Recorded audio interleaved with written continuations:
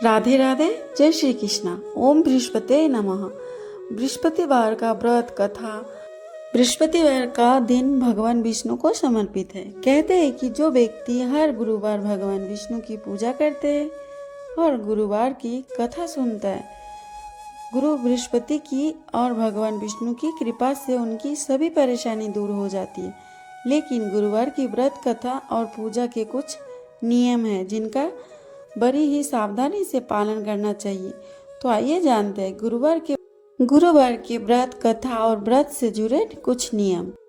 गुरुवार व्रत पूजा कथा में कई ऐसे बातें बताई गई है जिन्हें मनुष्य को ध्यान पूर्वक अपनाना चाहिए। कहते हैं जो व्यक्ति श्रद्धा भाव से गुरुवार को भगवान विष्णु की पूजा करता है और गुरुवार व्रत की कथा कहता है और सुनता है, उसकी गरीबी और कष्ट को भगवान विष्णु दूर कर देते हैं। जीवन में सुख समृद्धि के लिए गुरुवार के दिन आप भी इस गुरुवार का व्रत कथा को सुन सकते हैं या पढ़ सकते हैं। बृहस्पतिवार की व्रत विधि और पूजन विधि क्या है? बृहस्पतिवार को जो भी स्त्री पुरुष व्रत करे उनको चाहिए कि वह दिन में एक ही समय भोजन करे, क्योंकि बृहस्पतिश्वर भगवान का दिन में पूजन होता है। भोजन पीले चने की दाल आदि का करे, परंतु नमक नहीं खावे और पीले वस्त्र पहने, पीले ही फलों का प्रयोग करे, पीले चंदन से पूजन करे। पूजन के बाद प्रेम पूर्वक गुरु महाराज की कथा सुनना चाहिए। इस व्रत को करने से मन की इच्छाएं पूरी होती है और बृहस्पति महाराज प्रसन्न होते हैं तथा धन, पुत्र, विद्या तथा मनवांछित फलों की प्राप्ति होती है। परिवार को सुख शांति मिलती है। इसलिए यह व्रत सर्वश्रेष्ठ और अति फलदायक सब स्त्री व पुरुषों के लिए है। इस व्रत में केले का पूजन करना चाहिए। कथा और पूजन के समय तन मन क्रम वचन से शुद्ध होकर जो इच्छा हो बृहस्पति देव से प्रार्थना करनी चाहिए। उनकी इच्छाओं की बृहस्पति देव अवश्य पूर्ण करते हैं, ऐसा मन में दृढ़ विश्वास रखना चाहिए। बृहस्पतिवार व्रत कथा। भारतवर्ष में एक राजा राज्य करता था। वह बड़ा प्रतापी और दानी था। वह नित्य गरीबों और ब्राह्मणों की सहायता करता था। यह बात उसकी पत्नी को रानी को अच्छी नहीं लगती थी। वह ना ही गरीबों को दान देती, ना ही भगवान का पूजन करती थी और राजा को भी दान देने से मना किया करती थी। एक दिन राजा शिकार करने वन को गए हुए थे तो रानी महल में अकेली थी। उसी समय बृहस्पति देव साधु के भेष में राजा के महल में भिक्षा के लिए आए और भिक्षा मांगी। रानी ने भिक्षा देने से इनकार किया और कहा, हे साधु महाराज, मैं तो दान पुण्य से तंग आ चुकी हूँ। मेरा पति सारा धन लुटाता रहता है। मेरी इच्छा है कि हमारा धन नष्ट हो जाए, फिर ना रहेगा वास और ना बजेगी बांसुरी। साधु ने कहा, देवी तुम तो बड़ी अजीब हो। धन संतान तो सभी चाहते हैं, पुत्र और लक्ष्मी तो पापी के घर में भी होनी चाहिए। यदि तुम्हारे पास अधिक है तो भूखे को भोजन दो, प्यासे के लिए प्याऊ बनवाओ, मुसाफिरों के लिए धर्मशाला खुलवाओ। जो निर्धन अपनी कुंवारी कन्याओं का विवाह नहीं कर सकते उनका विवाह करा दो। यश लोक परलोक में फैलेगा। परंतु रानी पर उपदेश का कोई प्रभाव न पड़ा। वह बोली, महाराज आप मुझे कुछ ना समझाइए। मैं ऐसा धन नहीं चाहती जो हर जगह बांटती फिरूं। साधु ने उत्तर दिया, यदि तुम्हारी ऐसी इच्छा है तो तथास्तु। तुम ऐसा करना कि बृहस्पतिवार को घर लीपकर पीली मिट्टी से अपना सिर धोकर स्नान करना, भट्टी चढ़ाकर कपड़े धोना। ऐसा करने से आपका सारा धन नष्ट हो जाएगा। इतना कहकर वह साधु महाराज वहां से अंतर्धान हो गए। जैसे वह साधु कहकर गया था, रानी ने वैसा ही किया। 6 बृहस्पतिवार ही बीते थे कि उनका समस्त धन नष्ट हो गया और भोजन के लिए दोनों तरसने लगे, सांसारिक भोगों से दुखी रहने लगे। तब वह राजा रानी से कहने लगा कि तुम यहाँ पर रहो, मैं दूसरे देश में जाऊँ, क्योंकि यहाँ पर मुझे सभी मनुष्य जानते हैं। इसलिए कोई कार्य भी नहीं कर सकता। देश चोरी परदेश भिक्षा बराबर है। ऐसा कहकर राजा परदेश चला गया। वहाँ जंगल को जाता और लकड़ी काट कर लाता और शहर में बेचता। इस तरह जीवन व्यतीत करने लगा। एक दिन दुखी होकर जंगल में एक पेड़ के नीचे आसन जमाकर बैठ गया। वह अपनी दशा को याद करके व्याकुल होने लगा। बृहस्पतिवार का दिन था। एकाएक उसने देखा कि निर्जन वन में एक साधु प्रकट हुआ। वह साधु भेष में स्वयं बृहस्पति देव थे। लकड़हारा के सामने आकर बोले, हे लकड़हारे, इस सुनसान जंगल में तू चिंता मग्न क्यों बैठा है? लकड़हारा ने दोनों हाथ जोड़कर प्रणाम किया और उत्तर दिया, महात्मा जी, आप सब कुछ जानते हैं, मैं क्या कहूँ। यहाँ कहकर रोने लगा और साधु को आत्मकथा सुनाई। महात्मा जी ने कहा, तुम्हारी स्त्री ने बृहस्पतिवार के दिन वीर भगवान का निरादर किया है, जिसके कारण रुष्ट होकर तुम्हारी यह दशा कर दी। अब तुम चिंता को दूर करके मेरे कहने पर चलो तो तुम्हारे सब कष्ट दूर हो जाएंगे और भगवान पहले से भी अधिक संपत्ति देंगे। तुम बृहस्पतिवार के दिन कथा किया करो। 2 पैसे के चने मुनका मंगवाकर उसका प्रसाद बनाओ और शुद्ध जल से लोटे में शक्कर मिलाकर अमृत तैयार करो। कथा के पश्चात अपने सारे परिवार और सुनने वाले प्रेमियों को अमृत व प्रसाद बांटकर आप भी ग्रहण किया करो। ऐसा करने से भगवान तुम्हारी सब मनोकामनाएं पूरी करेंगे। साधु के ऐसे वचन सुनकर लकड़हारा बोला, हे प्रभु, मुझे लकड़ी बेचकर इतना पैसा नहीं मिलता जिससे भोजन करने के उपरांत कुछ बचा सकूं। मैंने रात्रि में अपनी स्त्री को व्याकुल देखा है। मेरे पास कुछ भी नहीं जिससे उसकी खबर मंगा सकूं। साधु ने कहा, हे लकड़हारे, तुम किसी बात की चिंता मत करो। तुम्हारे बृहस्पतिवार के दिन तुम रोजाना की तरह लकड़ियां लेकर शहर को जाओ। तुमको रोज से दुगना धन प्राप्त होगा, जिससे तुम भली भांति भोजन कर लोगे तथा बृहस्पति देव की पूजा का सामान भी लाओगे। इतना कहकर वहां से साधु अंतर्ध्यान हो गए। धीरे धीरे समय व्यतीत होने पर फिर वही बृहस्पतिवार का दिन आया। लकड़हारा जंगल से लकड़ी काटकर किसी शहर में बेचने गया। उसे उस दिन और दिन से अधिक पैसा मिला। राजा ने चना गुड़ आदि लाकर गुरुवार का व्रत किया। उस दिन से उसके सभी कलेश दूर हुए। परंतु जब दोबारा गुरुवार का दिन आया तो बृहस्पतिवार का व्रत करना भूल गया। इस कारण बृहस्पति देव भगवान नाराज हो गए। उस दिन से उस नगर के राजा ने विशाल यज्ञ का आयोजन किया तथा शहर में ये घोषणा कर दी कि कोई भी मनुष्य अपने घर में भोजन ना बनवाए, ना आग जलाए। समस्त जनता मेरे यहाँ भोजन करने आए। इस आज्ञा को जो ना मानेगा उसके लिए फांसी की सजा दी जाएगी। इस तरह की घोषणा संपूर्ण नगर में करवा दी गई।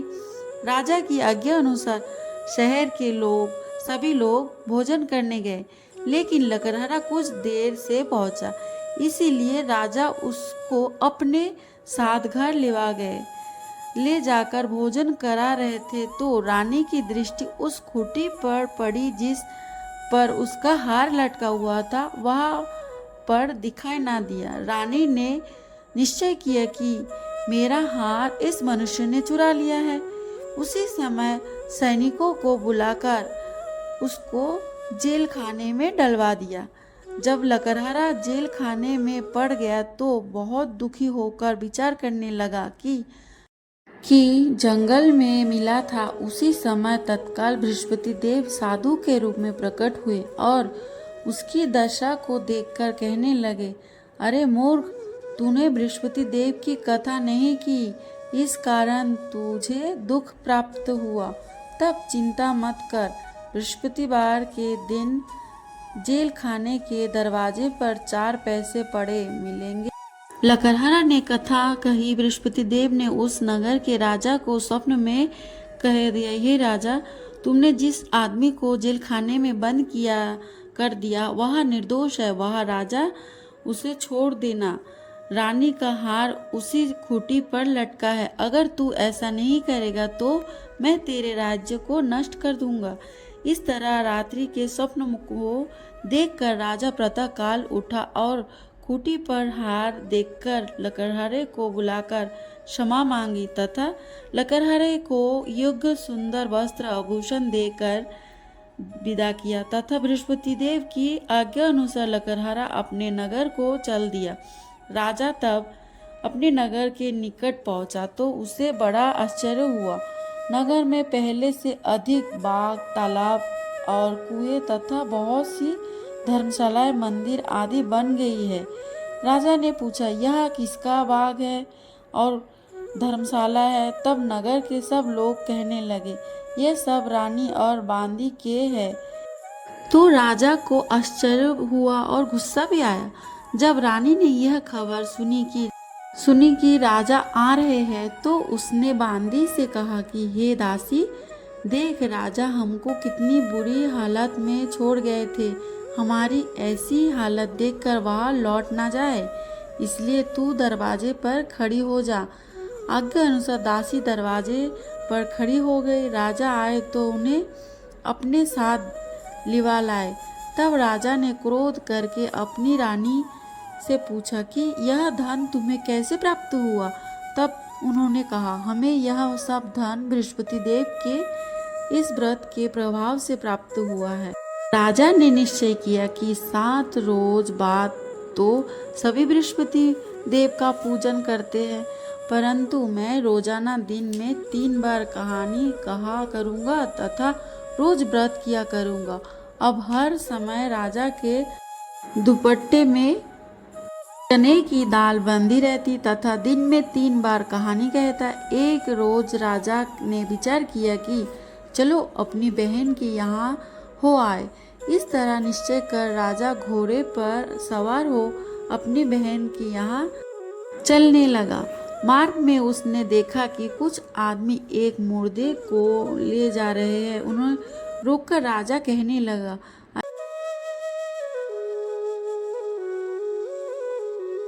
वे बोले, हमारा तो आदमी मर गया है, इसको अपनी कथा की पड़ी है। परंतु कुछ आदमी बोले, अच्छा कहो, तुम्हारी कथा भी सुनेंगे। राजा ने दाल निकाली और जब कथा आधी हुई थी कि मुर्दा हिलने लग गया और जब कथा समाप्त हो गई तो राम राम करके मनुष्य उठ खड़ा हो गया। आगे मार्ग में उसे एक किसान खेत में हल चलाता मिला।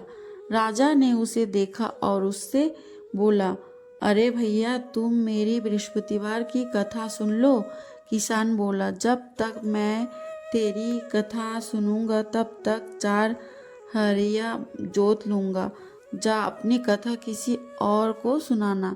उस तरह राजा आगे चलने लगा। राजा के हटते ही बैल पछाड़ खाकर गिर पड़े तथा उसके पेट में बड़ी जोर से दर्द होने लगा। उस समय उसकी माँ रोटी लेकर आई। उसने जब यह देखा तो अपने पुत्र से सब हाल पूछा और बेटे ने सभी हाल कह दिया। तो बुढ़िया दौड़ी दौड़ी उस घुसबर के पास गई और उससे बोली कि मैं तेरी कथा सुनूंगी, तू अपनी कथा मेरे खेत पर चलकर ही कहना। राजा ने बुढ़िया के खेत पर जाकर कथा कही, जिसके सुनते ही वह बैल उठ खड़े हो गए तथा किसान के पेट का दर्द बंद हो गया। राजा अपनी बहन के घर पहुंचा। बहन ने भाई की खूब मेहमानी की। दूसरे रोज प्रातःकाल राजा जगा तो वह देखने लगा कि सभी लोग भोजन कर रहे हैं। राजा ने अपनी बहन से कहा, ऐसा कोई मनुष्य है जिसने भोजन नहीं किया हो? मेरी बृहस्पतिवार की कथा सुन ले। बहन बोली, हे भैया, यह देश ऐसा ही है। पहले यह लोग भोजन करते हैं, बाद में अन्य काम।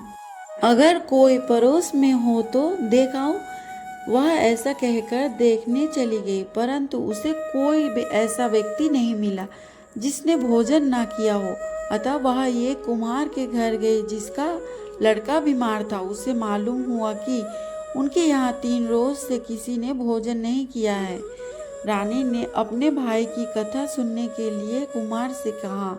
वह तैयार हो गया। राजा ने जाकर बृहस्पतिवार की कथा कही, जिसको सुनकर लड़का ठीक हो गया और अब तो राजा की प्रशंसा होने लगी। एक रोज राजा ने अपनी बहन से कहा कि हे बहन, हम अपने घर को जाएंगे, तुम भी तैयार हो जाओ। राजा की बहन ने अपनी सास से कहा।